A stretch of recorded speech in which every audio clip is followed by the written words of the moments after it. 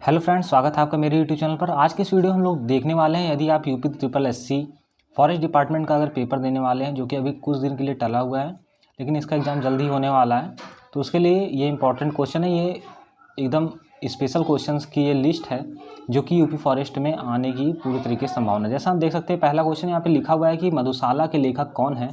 तो इसका तो आपको पता होगा कि सी जो ऑप्शन है, हरिवंश राय बच्चन ने इसे लिखा है, जिसे यहाँ शॉर्टकट में बच्चन लिखा गया है। अगले क्वेश्चन की बात कर लेते हैं। इस पर लिखा है कि महादेवी वर्मा को किस पुस्तक के लिए ज्ञानपीठ पुरस्कार मिला था। तो यदि हम बात करें यामा कहानी की, तो ये कहानी थी और इसके लिए इनको ज्ञानपीठ पुरस्कार मिला था।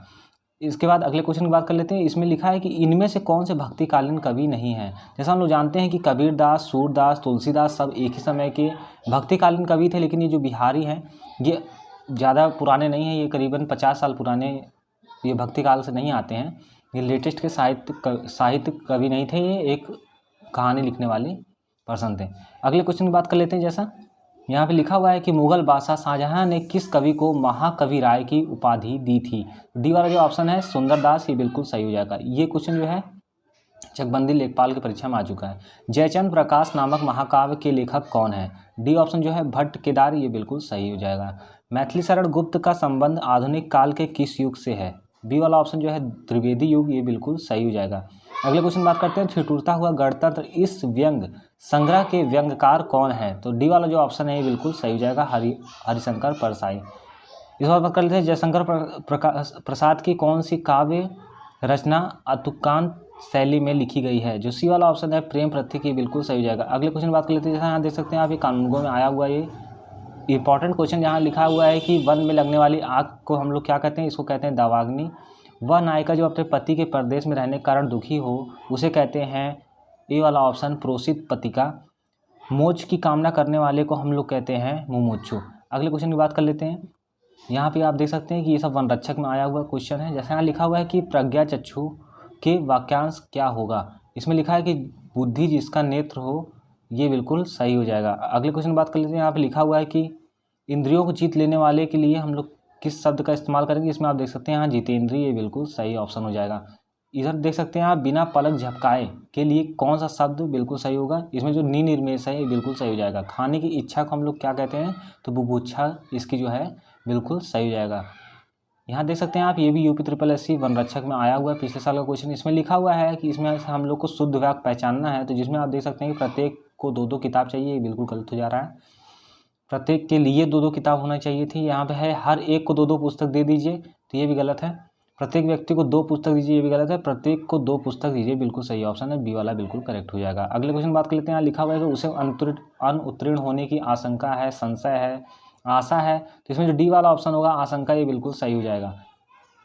अगले क्वेश्चन बात कर लेते हैं। यहाँ पे हमको दिखाया गया है कि सही वर्तनी, हम लोग इसमें देखना सही वर्तनी, इसमें स्पर्धा जो है ये गलत लिखा हुआ है, तो ये वाला ऑप्शन गलत हो जाएगा। अशुद्ध इसमें पहचानना हम लोग को कौन सा शब्द गलत है। इसमें संकट आप देख सकते हैं, ये बिल्कुल, ये इसमें ऐनक, संशय और अनुसूया बिल्कुल सही है, संकट ये गलत है। अगले क्वेश्चन बात कर लेते हैं। इसमें लिखा हुआ है शुद्ध वर्तनी हम लोग को पहचानना है। इसमें आप देख सकते हैं कि मुमूर्षु का ये वाला जो ऑप्शन है ये बिल्कुल सही हो जाएगा, लेकिन ये वाला ऑप्शन गलत है। अगले क्वेश्चन की बात कर लेते हैं। जैसे यहाँ लिखा हुआ है कि निम्नलिखित में से कौन सा तत्सम है। तत्सम का मतलब होता है जो जैसे वर्ड आए हुए हैं वैसे के वैसे ही रहेंगे, इसमें कोई चेंजिंग नहीं हुई, तो वो होता है शिखा। तत्सम की बात कर लेते हैं। अगले ऑप्शन में भी इसमें देख सकते हैं आप, चतवारी जो ऑप्शन है ये बिल्कुल सही हो जाएगा। तत्सम शब्द इसमें भी कौन सा है, इसमें आप देख सकते हैं अमृत जो है एक संस्कृत वाक्य है, जो कि जैसा आया वैसा ही रहेगा, इसमें कोई चेंजिंग नहीं हुई है। अगले क्वेश्चन बात कर लेते हैं, कौन सा शब्द तुर्की भाषा का नहीं है। इसमें आप देख सकते हैं कि ए वाला जो ऑप्शन है पैगंबर तुर्की भाषा का शब्द नहीं है। इसमें बेगम, बारूद और चेचक जैसे शब्द जो है तुर्की भाषा के हैं। उन्मेघ किस प्रकार का शब्द है, तो उन्मेघ जो है एक तद्भव का है, यानी कि ये चेंज हो चुका है, इसको संस्कृत में कोई और वर्ड कहते थे। निम्नलिखित में से संकर शब्द कौन से। संकर शब्द होते हैं जिनको हम लोग अलग अलग करके भी आसानी से पढ़ सकते हैं। जैसे आप यहाँ देख सकते हैं कि चुंगलखोर जो है आसानी से अलग अलग करके इसको हम लोग पढ़ सकते हैं। अब आप सोच रहे होंगे आतिशबाजी को तो हम लोग आतिश धनबाजी भी लिख सकते हैं, लेकिन आप देख सकते हैं दोनों का अर्थ निकलना चाहिए। यहाँ देख सकते हैं आप, खोर जो होता है किसी चीज़ को खाने वाला या फिर किसी चीज़ के पीछे लगने वाला चीज़ होता है। यहाँ चुंगली करना चुंगल होता है, तो इस तरीके से आतिशबाजी अलग नहीं हो पाएगा, इसलिए संकर शब्द केवल यही ऑप्शन है। अगले क्वेश्चन बात कर लेते हैं, कपाट का तद्भव शब्द क्या हो जाएगा। कपाट का तद्भव शब्द जो है किवाड़, ये बिल्कुल सही हो जाएगा। यहाँ पे आप देख सकते हैं कौन सा अधिकरण तत्पुरुष समास नहीं है, तो अधिकरण में आप जानते होंगे अधिकरण में होता है में पर ऊपर। इसमें जो डी वाला है धर्म से भ्रष्ट हो जाएगा, इसलिए से आ रहा है इसमें, इसलिए वाला ऑप्शन गलत हो जाएगा। क्योंकि आप देख सकते हैं देश में आटन, पुरुष में उत्तम और कुल में श्रेष्ठ, तो ये सब ऑप्शन जो है अधिकरण है, लेकिन ये वाला ऑप्शन नहीं है। नीलांबर शब्द में कौन सा समास है, तो नीलांबर में आप देख सकते हैं कि कर्मधारय समास आ जाता है। नीला है जो अंबर यानी अर्थात विष्णु, आप देख सकते हैं कि इस तरीके से कर्मधारय अर्थात जिसमें नहीं आता है वो होते हैं कर्मधारय, लेकिन जिसमें अर्थात आ जाता है वो बहुब्रीहि हो जाते हैं। ध्यान देख सकते हैं आप, नीला है जो अंबर, सॉरी मैंने गलत कह दिया, विष्णु नहीं होगा क्योंकि वो पीताम्बर होते हैं, इसलिए आप देख सकते हैं कि ये वाला जो ऑप्शन है नीलांबर का, ये एकदम सिंपल है, नीलांबर रहेगा, इसमें कोई भी अर्थात नहीं निकलता, इसलिए कर्मधारय बिल्कुल सही हो जाएगा। वचनामृत में आप देख सकते हैं कौन सा समास पद का विग्रह कौन सा सही होगा, तो वचन रूपी अमृत जो है बिल्कुल सही हो जाएगा। अगले क्वेश्चन बात कर लेते हैं, कृतकृत में कौन सा समास है। कृतकृत में आप देख सकते हैं कि कर्मधारय समास है।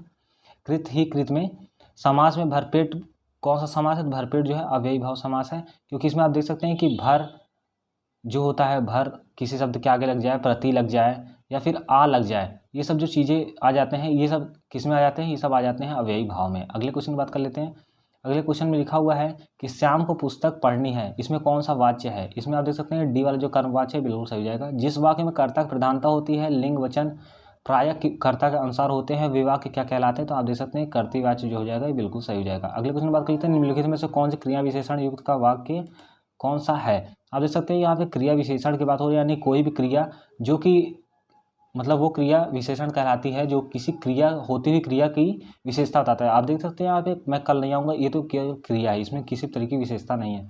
यह फूल सुंदर है, आप देख सकते हैं कि इसमें जो क्रिया विशेषण है, इसमें आप देख सकते हैं कि ये फूल है, फूल की सुंदरता बता रहा है, ये विशेषण होगा, लेकिन इसमें क्रिया विशेषण कुछ भी नहीं है। आप देख सकते हैं यहाँ पर हवा की विशेषता बता रहा है बहना, और बहना की विशेषता बता दे रहा है धीरे धीरे, यानी कि यहाँ पे क्रिया की भी विशेषता बताई गई है धीरे धीरे, इसलिए वाला ऑप्शन बिल्कुल सही हो जाएगा। अगले क्वेश्चन की बात कर लेते हैं। यहाँ लिखा हुआ है कि निम्न में से भूतकाल का उदाहरण कौन सा है। बी वाला जो ऑप्शन है राम घर गया था, ये बिल्कुल सही हो जाएगा, क्योंकि ये पुराना है, देख सकते हैं यहाँ पे था लगा हुआ है, ये पास्ट टाइम में बता रहा है। अगले क्वेश्चन बात कर लेते हैं। इसमें लिखा हुआ है कि कौन सा वाक्य आसन भूतकाल में है। आसन भूतकाल मैंने आम खाया है, ये बिल्कुल सही हो जाएगा। ये वन रक्षक में देख सकते हैं आप, ये क्वेश्चन आ चुका है। इसमें बात करते हैं निम्नलिखित में से कौन सा कर्मवाच्य वाला शब्द है। इसमें जो सी वाला ऑप्शन है बिल्ली के हाथों चूहा मारा गया, बिल्कुल सही हो जाएगा। अगले क्वेश्चन बात कर लेते हैं। अफसोस मैं वहाँ नहीं जा सका, इसमें आप देख सकते हैं कि अफसोस के आगे ये वाला चिन्ह लगा दिया है, ये वाला चिन्ह का इस्तेमाल होता है हम लोग शोक के लिए करते हैं, तो ये वाला ऑप्शन बिल्कुल सही हो जाएगा। भाववाच्य हम लोग को छाटना है, तो भाववाच्य आप देख सकते हैं कि तोते से उड़ा नहीं गया, ये बिल्कुल सही हो जाएगा, क्योंकि इसमें भाव आया हुआ है।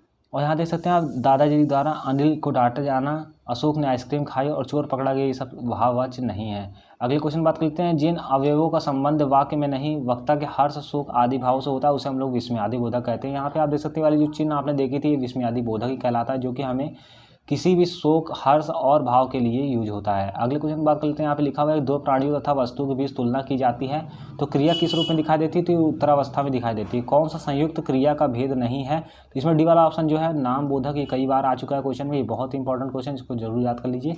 अगले क्वेश्चन बात कर लेते हैं। निम्नलिखित वाक्यों में से अपूर्ण भूतकाल को हम लोग को पहचानना है, जो कि वो भूतकाल होता है अपूर्ण भूतकाल जो कि कंप्लीट नहीं हुआ होता है। जैसा आप देख सकते हैं यहाँ पे ये वाला जो ऑप्शन है रामू खाना खा रहा था, यानी उस समय खाना खा रहा था, वो अपूर्ण था, मतलब कंप्लीट कोई काम नहीं हुआ था, इसलिए वाला जो ऑप्शन है बिल्कुल सही हो जाएगा। अपने कटोरा भर दूध पिया, वाक्य में कौन सा अव्यय है, तो अव्यय आप देख सकते हैं यहाँ पर भर जो है ये एक अव्यय है। अव्ययी भाव समास का भी आप इस्तेमाल करके सोच सकते हैं कि जैसा वहाँ भरपेट अभी हमने देखा था कि भरपेट जैसा क्वेश्चन, तो यहाँ पे आप भर इसका लगा सकते हैं। निम्न में से प्रेरणार्थक क्रिया कौन सी है, प्रेरणार्थक होती है घृणा। अगले क्वेश्चन बात कर लेते हैं। सकर्मक क्रिया कौन सी, सकर्मक है लिखना, यानी कोई भी काम करना जो क्रिया कहलाती है वो तो सकर्मक अकर्मक में दो बटी होती है, जो कि अकर्मक जैसा यहाँ देख सकते हैं आप, सोना जो है अकर्मक है, चलना जो है अकर्मक है, मुस्कुराना अकर्मक है, लेकिन यहाँ बात करते हैं अगर लिखना की तो सकर्मक है, यानी इसमें कोई क्रिया हमारे अलग से की जा रही है। सड़कें चौड़ी बनाई गई, इसमें चौड़ी क्या है, इसमें चौड़ी जो है पूरक है। हाथियाना चिकनाना किस प्रकार की क्रिया है, तो इसमें आप देख सकते हैं ये जो डी वाला ऑप्शन है संयुक्त क्रिया, ये बिल्कुल सही जाएगा। अरे सॉरी माफ़ कीजिएगा, नाम धातु क्रिया हथियाना और चिकनाना के लिए इस्तेमाल होता है। अगले क्वेश्चन की बात कर लेते हैं। निम्नलिखित शब्दों में से कौन सा विशेषण है, तो इसमें देख सकते हैं आप विशेषण जो है नैतिक ही बिल्कुल सही हो जाएगा। निम्न में से विशेषण शब्द कौन से विशेषण जो है आप देख सकते हैं यहाँ लड़कपन है, कठोरता है, घबराहट, ये सारी विशेषता नहीं है, लेकिन हाँ उचित किसी चीज़ की विशेषण वो होते हैं जो कि किसी चीज़ की विशेषता बताएं, और ये सब तो एक नाउन और प्रोनाउन में आ जाएंगे, सॉरी प्रोनाउन नहीं केवल नाउन में, यानी कि संज्ञा में आएंगे, तो इसलिए हम लोग जो उचित का इस्तेमाल जो होता है ये किसी भी चीज़ की विशेषता बताने के लिए होता है। स्त्री शब्द का विशेषण कौन सा होगा, तो स्त्री का जो है स्त्रीण, डी वाला ऑप्शन बिल्कुल सही हो जाएगा। ये क्वेश्चन आ चुका है वन रक्षक पे। आप देख सकते हैं विशेषण हम लोग बताना, विशेषण जो है शिक्षा, ही बिल्कुल सही हो जाएगा। अगले क्वेश्चन बात कर लेते हैं, निम्नलिखित जोड़ों में से कौन सा उत्तम पुरुष वाले जोड़ों को पहचानना हम लोग को, तो इसमें जो बी वाला ऑप्शन है तू और तुम, ये बिल्कुल सही हो जाएगा। अनिश्चयवाचक सर्वनाम का आपादान कारक में बहुवचन रूप कौन सा होगा, तो सी वाला जवाब है ऑप्शन है किन्हीं से, ये बिल्कुल सही हो जाएगा। कौन सा सर्वनाम का भेद नहीं है, सर्वनाम का गुणवाचक जो है भेद नहीं है। अगले क्वेश्चन बात कर लेते हैं, इसमें से निम्नलिखित में से कौन सा स्त्रीलिंग है, तो आप देख सकते हैं यहाँ पर स्त्रीलिंग जो है इसमें सी वाला जो ऑप्शन है जमीन, ये बिल्कुल सही हो जाएगा। निम्नलिखित में से पुल्लिंग का हम लोग को छांटना है, तो पुल्लिंग में देख सकते हैं आप पहिया जो है ये बिल्कुल सही हो जाएगा। विद्वान शब्द का स्त्रीलिंग क्या होगा, विद्वान को तो हम लोग जानते हैं कि ये वाला ऑप्शन जो है विदुषी, ये बिल्कुल सही हो जाएगा। चाकू शब्द का बहुवचन क्या होगा, चाकू शब्द का बहुवचन जो होता है चाकू ही होता है, इसलिए इसका कोई बहुवचन में चेंजिंग नहीं आती, तो ये वाला ऑप्शन बिल्कुल सही होगा। माँ का लड़का कहाँ गया, उद्देश्य का विस्तार हम लोग को भेद बताना था, यहाँ पे एक संबंध बताया जा रहा है माँ के लड़के से, इसलिए ये वाला ऑप्शन बिल्कुल सही होगा। अगले क्वेश्चन बात कर लेते हैं, आप लिखा है बाप का संबंधवाचक संज्ञा रूप कौन सा होगा, तो बपौती जो हो जाएगा, बिल्कुल सही। पशु चर रहा है, ये कौन सी संज्ञा है, तो जातिवाचक संज्ञा। आपको यहाँ ध्यान रखना है कि देखिए कोई भी जाति वो होती है, जैसे राज्यपाल या फिर हम बात करते हैं पीएम, ये सब चीज़ें जो होती हैं ये सब होती हैं क्या, जातिवाचक। लेकिन अगर हम बात करते हैं किसी के नाम की, तो नाम तो हो जाता है व्यक्तिवाचक। इसके बाद कर लेते हैं जो शब्द जो कि मतलब एक मेन कैरेक्टर किसी चीज़ का निभाते हैं, वो सब इसमें कहलाते हैं। जैसा आप देख सकते हैं यहाँ पेड़, अगर हम बात करते हैं पेड़, तो पेड़ क्या हो जाएगा, यहाँ पे पेड़ हो जाएगा जातिवाचक संज्ञा। लेकिन अगर हम बात कर लेते हैं आम की, तो आम की अगर हम बात कर रहे हैं, तो आम यहाँ पे एक स्पेशल टाइप से किसी चीज़ का नाम दिया गया, इसलिए व्यक्तिवाचक संज्ञा ये होती है। राज्यपाल कौन सी है, देखिए ये अभी हमने क्वेश्चन में डिस्कस कर लिया, तो इसलिए जातिवाचक संज्ञा आप देख सकते हैं राज्यपाल। जैसे राज्यपाल अगर हम बात करते हैं किसी भी राज्यपाल, जैसे हम लोग यहाँ के आनंदीबेन पटेल हैं, जिनको मध्य प्रदेश का भी रखा गया है राज्यपाल कुछ दिनों के लिए, क्योंकि वहाँ के जो लालजी टंडन राज्यपाल थे वो तो मर गए, जिनका देहांत हो गया, इसकी वजह से इनको यहाँ का भी रखा गया है। तो आप देख सकते हैं राज्यपाल अगर हम बात करते हैं आनंदीबेन पटेल की, तो राज्यपाल अगर हम लोग लिखते तो जातिवाचक हो जाता है, लेकिन अगले शब्द की बात अगर हम कर लेते तो ये व्यक्तिवाचक हो जाता है। निम्नलिखित में से कौन सा भाववाचक है, तो इसमें आप देख सकते हैं मित्रता जो है एक भाव है। अगले क्वेश्चन की बात कर लेते हैं, यहाँ पे लिखा हुआ है प्रत्याशा में कौन सा उपसर्ग है, तो आप देख सकते हैं प्रतिधन आशा होता है, तो प्रति जो ऑप्शन है बिल्कुल सही हो जाएगा। ये वन रक्षक में आया हुआ क्वेश्चन है। औपचारिक शब्द में कौन सा प्रत्यय लगा है, तो औपचारिक जो है इक लगा हुआ है, बिल्कुल सही हो जाएगा। उद्देश्य में कर्ता के साथ और क्या रहता है, तो उद्देश्य में कर्ता के साथ कर्ता का विस्तार रहता है। अगले क्वेश्चन बात करते हैं, मुझे बाहर जाना है, रेखांकित शब्द को हम लोग को पहचानना है, तो इसमें जो पूर्ण विराम हो जाएगा ऑप्शन बिल्कुल सही हो जाएगा, क्योंकि यहाँ पे पूर्ण विराम की हम लोग को जरूरत है। प्रश्न चिन्ह कौन सा है, इसमें देख सकते हैं आप ये प्रश्न चिन्ह बिल्कुल सही हो जाएगा। निम्नलिखित में से निर्देशक चिन्ह का हम लोग को बताना, निर्देशक चिन्ह डी वाला ऑप्शन जो है बिल्कुल सही हो जाएगा। अगले क्वेश्चन बात करते हैं, इसमें अल्प विराम का हमसे चिन्ह पूछा गया, तो अल्प विराम का बी वाला ऑप्शन जो है बिल्कुल सही हो जाएगा। अगले क्वेश्चन बात कर लेते हैं, यहाँ पे लिखा हुआ है कि वो कौन सा वर्ण है जिसका ओट से इस्तेमाल करके हम लोग बोलते हैं, तो आप इन चारों का एक बार ट्राई भी करके देख सकते हैं, उससे भी ऑप्शन लगा सकते हैं, नहीं तो यदि आपको याद है तो डी वाला ऑप्शन भी बिल्कुल सही हो जाएगा। काकल्य वर्ण कौन सा है, काकल्य जो है हा जो है बिल्कुल सही हो जाएगा, क्योंकि इसमें स और हा आते हैं। यह का उच्चारण स्थान कहाँ से है, तो यह का उच्चारण जो है तालु से होता है। अगले क्वेश्चन बात कर लेते हैं, यहाँ पे लिखा हुआ है हमसे, यहाँ पे लिखा हुआ है कि निम्न में से दीर्घ स्वर कौन सा है, दीर्घ स्वर जो है पी वाला ऑप्शन ये बिल्कुल सही हो जाएगा। निम्न में से अंत स्था व्यंजन कौन सा है, अंत स्था जो है वह है। इसमें बात कर लेते हैं, निम्न में से अल्प प्राण व्यंजन कौन सा है, तो डी बी वाला जो ऑप्शन है ग, ये बिल्कुल सही हो जाएगा। निम्नलिखित में से घोष कौन सा है, तो ये ज वाला ऑप्शन यानी ए जो है ऑप्शन है बिल्कुल सही है। वीडियो पसंद आए तो प्लीज़ चैनल को सब्सक्राइब कर लें, जिससे आप जुड़े रहें ऐसी बेहतरीन वीडियो के साथ और मिलती रहे आपको लेटेस्ट अपडेट। तब तक के लिए गुड बाय।